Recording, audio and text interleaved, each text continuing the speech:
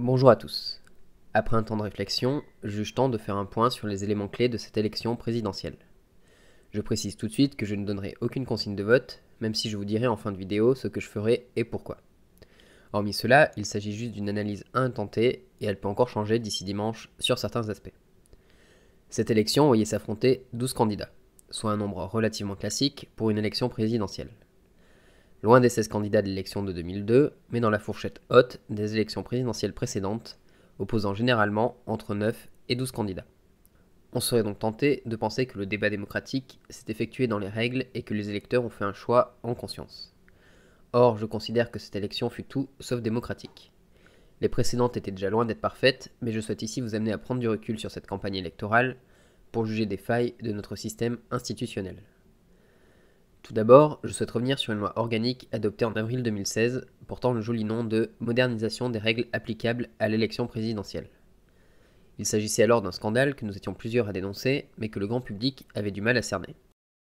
J'en pense évidemment le plus grand mal. Cette loi est un véritable scandale, c'est une marche en avant vers la dictature qui ne dit pas son nom. Cette loi organique consacrait plusieurs changements, dont les deux plus marquants sont la transparence concernant le nom des élus accordant leur parrainage à un candidat, et un nouveau mode d'attribution du temps de parole durant la campagne. La première partie du scandale concerne la transparence du nom des élus qui parrainent un candidat selon la formule consacrée. Ces parrainages sont en réalité, selon le texte de loi, une présentation de candidats, c'est-à-dire que 500 élus peuvent permettre à un candidat qu'ils jugent suffisamment sérieux de bénéficier de leur signature pour lui offrir la possibilité de participer à l'élection présidentielle. Or, il est trop couramment admis que présenter un candidat équivaut à lui apporter son soutien. Cette transparence a ainsi dissuadé beaucoup d'élus, et en premier lieu les maires dont le nombre de parrainages disponibles est le plus grand, de présenter un candidat à cette élection par peur de représailles budgétaires ou électorales. Cela a failli mettre à mal l'élection, puisque Marine Le Pen et Jean-Luc Mélenchon, qui ont fini respectivement 2e et 3e de l'élection, comme nous le verrons par la suite, auraient pu ne pas être sur la ligne de départ sans l'intervention de François Bayrou et d'autres élus appelant à créer une cagnotte de parrainage pour aider les candidats en difficulté. Nous sommes prêts à nous réunir pour dire notre signature ne vaut pas soutien, ce n'est pas un engagement partisan, c'est transpartisan, mais nous sommes prêts à apporter la garantie que tous ceux qui doivent participer à cette élection y participent. On se retrouve donc dans cette situation aberrante ou ubuesque qui amène des mouvements politiques accordant des parrainages aux uns ou aux autres à cause d'une loi mal pensée, ou au contraire parfaitement pensée pour permettre les pires manœuvres politiciennes. Comprenez ici qu'un petit nombre a décidé des personnes pouvant accéder à l'élection. Il aurait tout à fait été possible, dans de telles conditions, de voir d'autres candidats concourir. Cependant, François Bayrou et la majorité en place ont fait le choix d'aider Jean-Luc Mélenchon, Marine Le Pen et Éric Zemmour à accéder au premier tour de l'élection, tandis que Jean-Luc Mélenchon a lui-même cédé des parrainages à Philippe Poutou. Mais si l'on cumule leurs parrainages, ils en comptent au total 2865, soit 865 de plus que nécessaire. Donc pourquoi ne pas aider au passage François Asselineau, Christiane Taubira et Anas Kazib, à qui il en manquait 773 pour se présenter également. Vous comprenez ici l'ampleur du scandale de cette loi organique qui aurait pu entraîner la défection de 4 candidats représentant au total plus de 18 600 000 électeurs, soit 53% des électeurs ayant participé au vote. Et 3 candidats ayant potentiellement également des choses à porter à cette campagne n'ont pas pu participer alors qu'ils auraient pu mériter leur place, leur discours parlant également à des centaines de milliers de Français. Je rappelle en effet que François Asselineau avait obtenu 330 000 voix en 2017 et que Christiane Taubira avait bénéficié de la participation de 390 000 citoyens à la primaire populaire. La deuxième partie du scandale relatif à la loi organique du 25 avril 2016 concerne la répartition du temps de parole entre les candidats.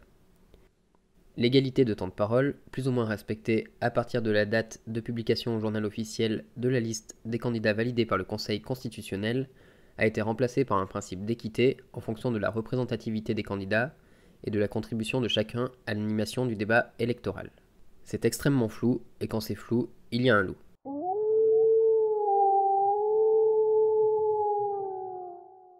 Sur quoi se base cette représentativité ?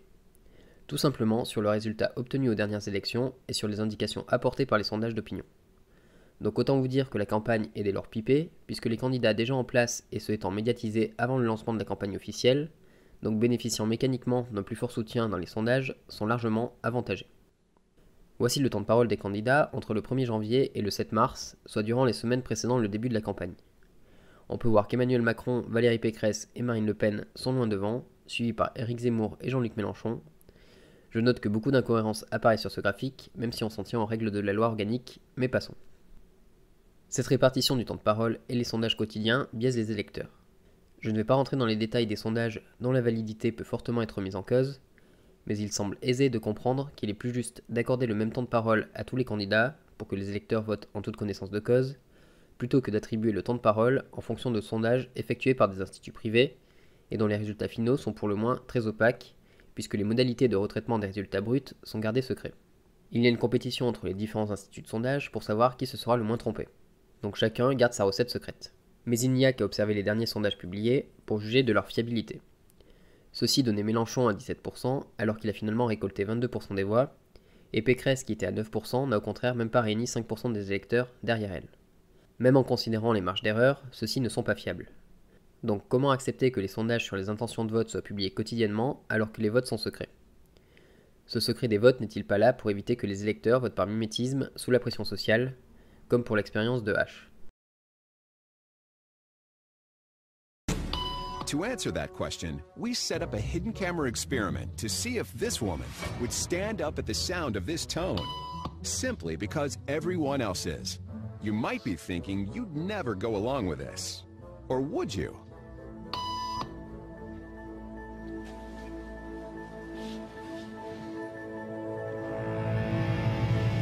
After just 3 beeps, and without knowing why she's doing it, this woman is now conforming perfectly to the group. But what happens if we take the group away? Elaine, please.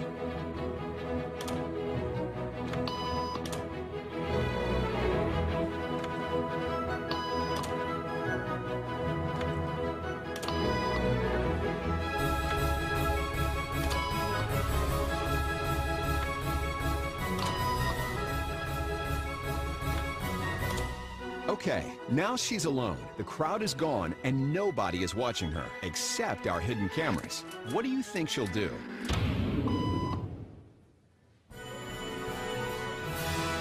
She's now conforming to the rules of the group without them even being there.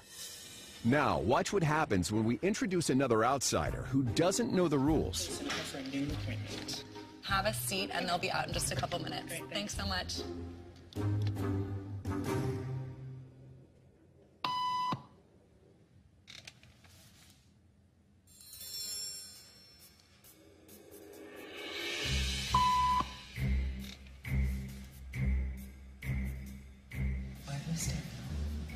Everybody was doing it, so I thought I was supposed to. Think she'll teach the new guy what to do?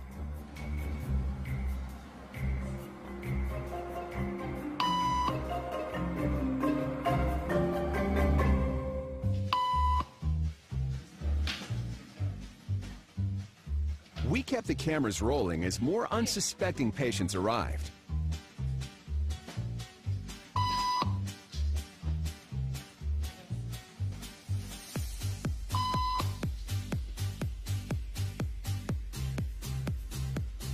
And slowly but surely, what began as a random rule for this woman has now become the social norm for everyone in this waiting room. Bref, les sondages ont totalement perturbé cette élection en amenant les électeurs à voter de façon stratégique et ont surtout faussé les temps d'exposition de chaque candidat. Pour information, cette loi avait été adoptée à 299 voix pour, contre 142, et grâce à la magie d'Internet, on sait que presque l'ensemble des socialistes avaient voté pour. Au contraire, les républicains s'étaient largement abstenus puisqu'ils avaient peu de chances de renverser le vote, mais nul doute qu'il s'agissait d'une posture permettant d'éviter de se salir les mains. Quelques noms connus tels que Jean Lassalle, Nicolas Dupont-Aignan, Marion Maréchal Le Pen, François Fillon ou Bruno Le Maire s'étaient pour leur part opposés à cette réforme. Le lien est en description si vous souhaitez voir le détail des votes. Les sondages quotidiens ont ainsi poussé les électeurs à voter utile. Voyant qu'à quelques jours de l'élection, seuls 3 candidats pouvaient atteindre le deuxième tour, voire seulement 2 dans l'hypothèse la plus pessimiste, les électeurs ont dû faire un choix entre 3 alternatives principales. Voter pour un programme de gauche sociale et soucieux des questions environnementales, voter pour un programme libéral et pro-européen, et enfin, voter pour un programme de préférence nationale et faussement social.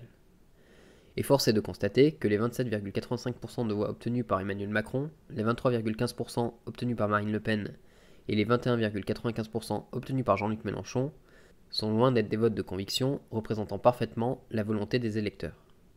En effet, si l'on nommait les abstentionnistes, 67% ont voté pour leur candidat préféré et 32% ont voté en tenant compte des chances des candidats.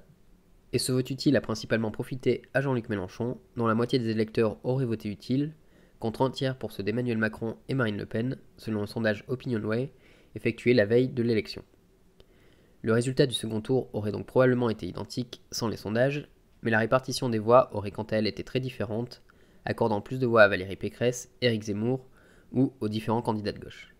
Il est ainsi difficile de tirer des conclusions claires suite à cette élection. Le premier élément que je souhaiterais tout de même mettre en avant est la victoire, une fois de plus, de l'abstention.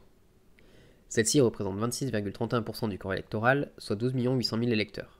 Une part de cette abstention peut s'expliquer par les mal inscrits, c'est-à-dire ceux n'habitant plus sur leur lieu de vote et donc rechignant à se déplacer pour aller voter, qui représentait 7 600 000 électeurs en 2021. À moins de 6 semaines maintenant du premier tour, plus de 7,5 millions de Français sont mal inscrits, autrement dit leur lieu de résidence ne correspond pas ou plus à leur lieu de vote. Mais qu'ils soient mal inscrits ou bien inscrits, cette abstention montre surtout la lassitude des électeurs face à cette mascarade électorale à laquelle nous faisons face. Il faut ajouter à ces 12 800 000 abstentionnistes les votes blancs, les votes nuls et les non-inscrits pour avoir une vision globale de l'élection. On arrive dès lors à environ 16 600 000 personnes en âge de voter qui n'ont donné leur voix à aucun candidat, ce qui représente un tiers de la population. J'insiste bien, seuls les 2 tiers de la population ont attribué leur voix à un candidat. Si l'on ramène le score des candidats à l'ensemble de la population en âge de voter, Emmanuel Macron obtient 18,9% des voix, Marine Le Pen 15,7% et Jean-Luc Mélenchon 14,9%, soit 49,5% à eux trois. Allons plus loin. Si l'on ne prend que les votes de conviction, ils ne représentent plus que 30% des Français, ce qui donne un autre aspect à ces résultats. Seuls 3 Français sur 10 ont mis dimanche dernier un bulletin dans l'urne car ils soutenaient réellement leur projet de société. Si l'on nommait Jean-Luc Mélenchon qui ne s'est finalement pas qualifié, Emmanuel Macron et Marine Le Pen se battront pour le poste de président de la République avec respectivement 12,5 et 10,5% de soutien. Voilà ce que représente réellement l'électorat de ces deux candidats. Finissons-en avec l'analyse chiffrée en considérant les forces en puissance à l'issue de cette élection. Je considère pour ma part qu'il existe 3 camps distincts. Tout d'abord le centre-droit libéral pro-européen qui gouverne le pays depuis les années 80 et qui va selon moi du Parti Socialiste aux Républicains. Si l'on cumule les voix d'Anne Hidalgo, Emmanuel Macron et Valérie Pécresse, on obtient environ 12 millions de suffrages exprimés, contre plus de 18 millions en 2017 pour ces 3 partis. Donc malgré le score d'Emmanuel Macron qui a tout vampirisé, ce bloc centre-droit libéral a perdu un tiers de son électorat en 5 ans. En face, nous avons un bloc de droite radicale et d'extrême droite, dont le fer de lance est la préférence nationale, et une économie libérale au profit des petits patrons. Si l'on cumule cette fois les voix de Marine Le Pen, Nicolas Dupont-Aignan et Éric Zemmour, on obtient un peu plus de 11 millions de voix contre 9 millions en 2017. Ce bloc a donc progressé de près de 20% en 5 ans. Enfin, nous avons un bloc de gauche sociale, soucieuse de l'environnement et d'extrême gauche, qui a cumulé plus de 10,5 millions de voix contre 7,5 millions en 2017, soit près de 30% de progression en 5 ans. Ces 3 blocs sont désormais de force pratiquement égale, et je pense que contrairement à ce qu'il y paraît, la gauche ressort grande gagnante de cette élection, même si elle échoue au seuil du second tour. Elle a su proposer une nouvelle alternative à opposer la droite de repli et de discrimination de Marine Le Pen, Éric Zemmour et Dupont-Aignan, en ayant un discours sincère et en renouvelant l'offre politique qui s'était sclérosée pendant 30 ans de gauche socio-démocrate. Un dernier point avant de passer à la situation d'entre-deux tours et à la suite. Quels enseignements peut-on tirer sur la sociologie de l'électorat français ? Un premier clivage apparaît en fonction de l'âge des électeurs. Sans rentrer dans les classes d'âge, Jean-Luc Mélenchon est en tête chez les jeunes de moins de 30 ans, puis vient Marine Le Pen pour les actifs de 30 à 60 ans, et enfin Emmanuel Macron l'emporte largement chez les retraités. Je considère donc que nos aînés ont fait scission avec le reste de la population. Cela s'explique selon moi par la gestion de la crise sanitaire par le gouvernement, qui a sacrifié l'intégralité de la population au profit des personnes âgées, qui étaient les seules, ou presque, à être réellement à risque face au Covid-19. Et par le conservatisme inhérent à la vieillesse, qui leur fait préférer une situation connue, même précaire, à un changement incertain. Un deuxième clivage apparaît selon le milieu social des électeurs. Les plus favorisés votent pour Emmanuel Macron, les plus précaires pour Marine Le Pen, et Jean-Luc Mélenchon voit son électorat partagé entre les milieux défavorisés et favorisés. Il est intéressant de comparer cette donnée aux revenus des électeurs et au niveau d'instruction.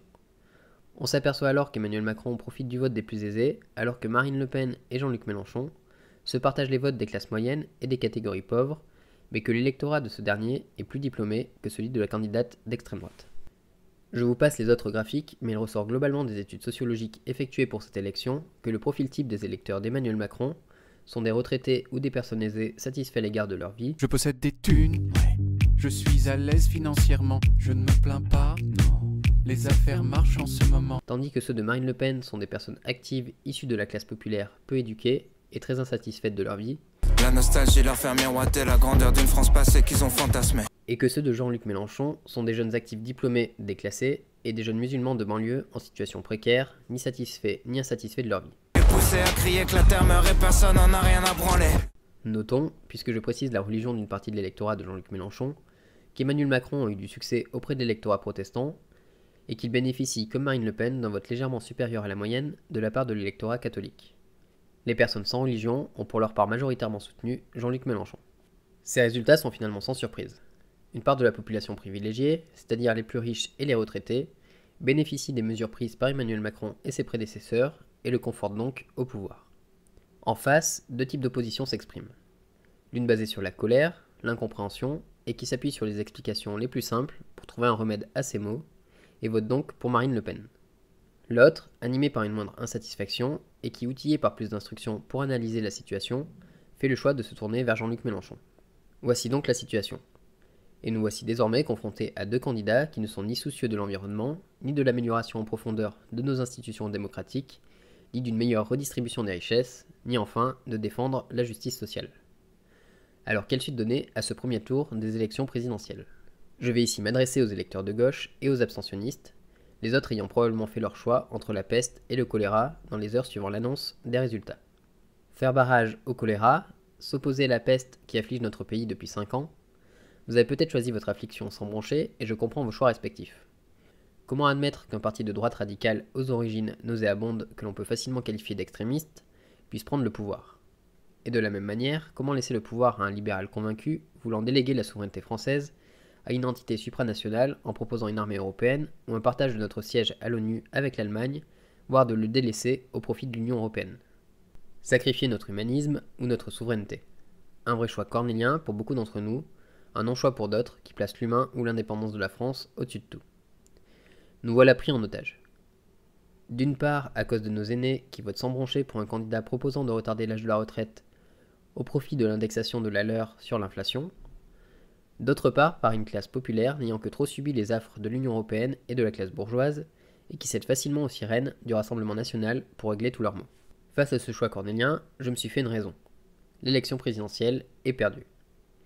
Ma seule victoire pour ce second tour consistera donc à délégitimer ces deux candidats en accordant ma voix à aucun d'entre eux. Mes convictions sont trop fortes pour que je fasse un choix entre deux pires qui se moquent à tour de rôle de mon intelligence. Marine Le Pen essaie de nous convaincre de voter pour elle en changeant continuellement son discours depuis sa prise de pouvoir au sein du Rassemblement national. Mediapart et d'autres médias sur Internet sont là pour rappeler qui elle est, quelles sont ses propositions et ses changements de position populistes pour s'attirer toujours plus d'électeurs. Non mais Macron, il a encore dit des conneries, il a mal parlé à des gens. Moi je me demande à un moment si c'est pas une stratégie. Alors il dit tellement de dingueries qu'on a peur que Marine Le Pen passe, du coup on se sent obligé de voter pour lui. Ouais, mais ce barrage en mousse quoi, et c'est nous qui sommes obligés de forcer derrière à cause de cet abruti. Mais je rappelle qu'elle n'a cessé de dire toute cette campagne que la sortie de l'Union européenne n'était plus une urgence, contrairement à ce qu'elle annonçait en 2017. Cela devrait peut-être faire réfléchir quelques souverainistes. Quant au RIC, elle l'a inclus dans son programme uniquement pour attirer les gilets jaunes dans son giron. Mais cette mesure, isolée au milieu d'un programme ne proposant que peu de solutions démocratiques, ne suffira pas à me faire oublier sa volonté de revenir sur le droit du sol, sur sa volonté de préférence nationale et toutes ces mesures discriminatoires envers les étrangers, ni à me faire omettre les manquements abyssaux de son programme face aux enjeux environnementaux ou sociaux auxquels nous sommes aujourd'hui confrontés. Bref, je pourrais en parler pendant des heures, mais passons à notre second larron. Emmanuel Macron essaie de s'approprier notre vote en reprenant à son compte quelques propositions de l'Union populaire. Il évoque des réflexions sur une réforme des institutions avec une commission transpartisane et une volonté floue de travailler avec d'autres sensibilités. Il noie le poisson pour la retraite à 65 ans en disant qu'un référendum sur le sujet sera peut-être envisagé. Il décide soudainement de dégeler le point d'indice des fonctionnaires ou de s'intéresser à l'écologie. Et il enchaînera probablement les promesses qui n'engagent que ceux qui y croient et les tournures de phrases élégantes pour annoncer toutes les mesures les plus populistes qui passeront par la tête de son équipe de campagne jusqu'au second tour. Il a même annoncé à Marseille ce samedi la mise en place d'une fête de la nature, existant déjà. Et des gens l'applaudissent quand il sort ce type de bêtises. Aucune avancée flagrante en termes d'écologie pendant 5 ans, aucun investissement dans les hôpitaux ou les services publics en général, une répression autoritaire de ses opposants, une déconsidération de la parole des Français, comme avec la Convention citoyenne pour le climat ou bien encore les cahiers de doléances. Vous savez que rien ne va plus, ou presque, puisque plusieurs de leurs propositions pour lesquelles Emmanuel Macron n'avait pourtant sorti aucun joker en juin dernier, plusieurs de leurs propositions donc, sont gentiment en train de se faire mettre sous le tapis. Serait-il donc en train de se transformer en dindon de la farce, ces citoyens ? Sa communication est bien rodée et je sais que beaucoup d'optimistes peuvent se laisser tenter par ses belles paroles. Mais ces 5 années nous ont montré que nous ne pouvions pas lui faire confiance. Il ne va pas changer en 2 semaines. Donc, ni l'un ni l'autre. Les sportifs peuvent lancer un appel au barrage contre l'extrême droite, mais où étaient-ils lorsque l'on avait besoin d'eux avant le premier tour de l'élection ? Les marcheurs peuvent appeler au Front républicain, mais pourquoi offrir des parrainages à Marine Le Pen si la menace est si forte ? Et pourquoi ne l'ont-ils pas plus critiqué avant le premier tour ? Madame Le Pen, dans sa stratégie de dédiabolisation, vient à être quasiment un peu dans la mollesse. Je vous trouve, il faut vous reprendre des vitamines. Vous n'êtes pas assez dur, je trouve, là. Vous êtes prête, si je comprends bien, à ne même pas légiférer sur des cultes et vous dites que l'islam n'est même pas un problème. Vraiment, vous êtes parti assez loin, ça va décevoir beaucoup de vos électeurs, j'imagine, ce soir. En réalité, il souhaitait être face à elle au second tour et compter sur le Front républicain, et bien qu'ils assument désormais. Il nous faut voter blanc, nul ou nous abstenir pour que l'on puisse se compter et déterminer précisément qui rejette à la fois la politique d'Emmanuel Macron et celle de Marine Le Pen. C'est important car au lendemain de l'élection, l'abstention restera, mais tout vote, qu'il soit pour l'un ou l'autre des candidats, n'aura alors plus qu'une seule signification pour le futur ou la future présidente. Tant de millions de Français ont voté pour moi et pour que j'applique mon programme. Je suis donc désormais légitime pour l'appliquer. Le pays ne se portera pas mieux, mais vous aurez aidé un candidat dont vous ne vouliez pas à asseoir sa légitimité. Et même si le programme de Marine Le Pen ne vous fait pas peur, évitons de décomplexer les quelques millions de racistes qui n'attendent que ça pour banaliser le racisme ordinaire, ou une grande partie des électeurs RN au sein des forces de l'ordre qui se verront incités à encore plus de violence grâce à la présomption de légitime défense que veut leur accorder la candidate d'extrême droite. Et quand je dis que votre vote sera récupéré au lendemain de l'élection, regardez comme l'autre arrogant actuellement au pouvoir réécrit déjà l'histoire en disant qu'il n'a pas profité en 2017 d'un front républicain et qu'il n'en profitera pas plus cette année. Le Front républicain, c'est 2002. C'est 2002, un soir d'avril, toute la presse dit c'est affreux, jamais ça. Tous les partis politiques du champ républicain, c'est affreux, plus jamais ça. 2017 et aujourd'hui, c'est pas du tout le cas. Je veux aussi ce soir avoir un mot pour les Français qui ont voté pour moi sans avoir nos idées. Vous vous êtes engagés et je sais qu'il ne s'agit pas là d'un blanc-seing. De la même manière, Marine Le Pen ne considérera pas un instant avoir bénéficié du vote anti-Macron pour être élue. Et pourquoi aucun journaliste ne critique la viabilité économique des programmes proposés ? Un candidat qui nous a endettés comme jamais pendant 5 ans et une candidate qui propose de financer toutes ces mesures en supprimant les fraudes fiscales. Personne ne se soucie, comme pour Jean-Luc Mélenchon, du sérieux de tels candidats. D'une part, Emmanuel Macron qui a un patrimoine ridicule malgré ses gains faramineux au sein de la banque Rothschild, un salaire de président pendant 5 ans et bénéficiant d'avantages en nature colossaux avec son statut. Peut-on vraiment faire confiance à un tel individu pour gérer un État s'il ne sait même pas préserver son patrimoine ou pire, qu'il en cache une partie aux services fiscaux français ? Et d'autre part, Marine Le Pen dont les financements de campagne sont toujours aussi nébuleux. Ça ne questionne aucun journaliste. Arrêtons donc cette mascarade. Aucun des deux ne mérite d'être élu et je ne participerai pas à cette énorme gabegie. Mais je ne me résignerai pas non plus à subir le verdict des électeurs pendant 5 ans. C'est pourquoi il faut nous mobiliser dès à présent pour les élections législatives qui viennent. Que ce soit l'une ou l'autre au pouvoir, il faudra faire entrer un maximum de députés de gauche à l'Assemblée nationale pour qu'ils puissent mettre en place des commissions parlementaires, des référendums, voire être en majorité et faire contre-pouvoir. Il faut dans tous les cas être au minimum aussi nombreux, voire plus encore qu'au présidentiel, à voter pour un candidat de gauche aux législatives pour instaurer une cohabitation entre le futur président ou la future présidente et le Parlement. Certains me diront qu'il sera plus facile de le faire si Marine Le Pen est élue que si c'est Emmanuel Macron. Je n'en suis pas persuadé puisqu'elle compte réviser les institutions par référendum pour instaurer un scrutin proportionnel avec prime de 30% à la majorité. Si elle obtient nos voix, elle bénéficiera alors d'un élan derrière elle et pourra dissoudre l'Assemblée nationale pour en élire une autre à son image à l'aide du scrutin proportionnel, notamment grâce à l'inertie de tous les moutons ayant trop peur de voir le pays paralysé. Personnellement, je pense que quel que soit le candidat élu, la seule arme dont nous disposons est de ne pas déroger un instant à nos convictions et de rester mobilisés jusqu'en juin, voire pendant 5 ans, si nécessaire. Je ne lâcherai rien et j'espère que vous non plus. Merci d'avoir regardé cette vidéo jusqu'au bout, continuez à vous intéresser à la politique et à bientôt. Du fond de ma cité HLM, jusque dans ta campagne profonde, notre réalité est la même, et partout la révolte gronde. Dans ce monde on n'avait pas notre place, on n'avait pas la gueule de l'emploi, on n'est pas né dans un palace, on n'avait pas la CBA papa. SDF, chômeurs ouvriers, paysans immigrés sans papier, ils ont voulu nous diviser, faut dire qu'ils y sont arrivés.